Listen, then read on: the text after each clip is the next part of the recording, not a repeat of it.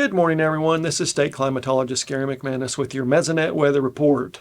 I'm going to call an audible this week and not talk about drought just yet. We will get to it, of course, because it is Oklahoma after all.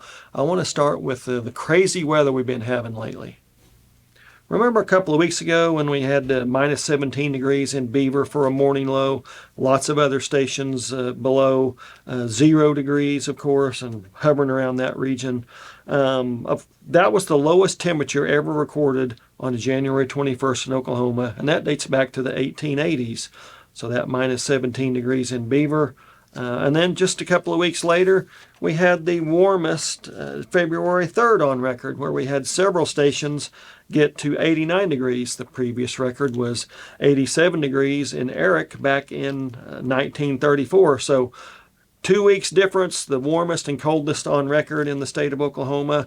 And then, of course, the day after we had this warmest day, the warmest February 3rd in the state history. Now, one thing that we definitely have seen more and more in recent years are these consecutive days with less than a quarter inch of rainfall expanding to 50, 60, 70, even getting up to more than 100 days. And that's once again what we're seeing this year. So now we're up to over 78 days without at least a quarter inch of rain in a single day. Unfortunately, we've tried to hold off adding more colors to that drought monitor map, but when we see strings of dry weather like this, just really can't hold back any longer.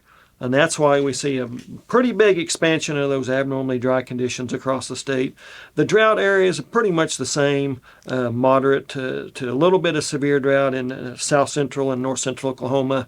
But those abnormally dry conditions definitely expanded. Again, that's not drought, but it signifies areas going into drought. So this is something we're going to have to watch as we go into the next few weeks, as we start getting closer to March. Without significant rainfall, we will see more of those colors start to add up on this map. And the crazy thing is, it actually rained in the state over the last week or so. Down in southeast Oklahoma, once again, pretty good rainfall in that region. But for much of the state, less than a quarter inch of rainfall. And of course, when you get in the panhandle, you're less than a tenth of an inch of rainfall, and also in far western Oklahoma. So it did get a little bit of moisture on the ground over the past week, just not enough to hold off those colors on the drought monitor map. Take another look at those deficits as we go back to December 1st, the start of climatological winter. Again, still not too bad, just an inch to a little bit more than 2 inches below normal, above 3 inches below normal over in east central Oklahoma, where they expect a little bit more. You know, we're lucky we're in the cool season when it's dry normally, or we'd be in a world of hurt, of course. But again, this is the reason we're seeing those colors start to be added back onto the drought monitor map. Now, another thing we're seeing are those soil temperatures start to inch up like we would normally see this time of year. The sun's getting higher in the sky, a little bit more solar radiation each day. So we take a look at this soil temperature graph for Stillwater over the last 15 days or so, and we can see all those depths starting to go up, up, up. Just the lowest level at the 60 centimeters, still holding a little bit steadier, but again, those upper levels are starting to go up as you would expect this time of year. Now let's take a look forward, what we can expect over the next week or so.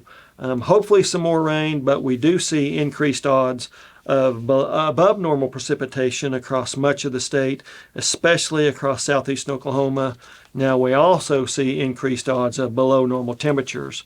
You can see from this 6 to 10 day temperature outlook map for next week, we do see that sign of a big Arctic air system moving in from the north. So you combine that increased odds of above normal precipitation and below normal temperatures.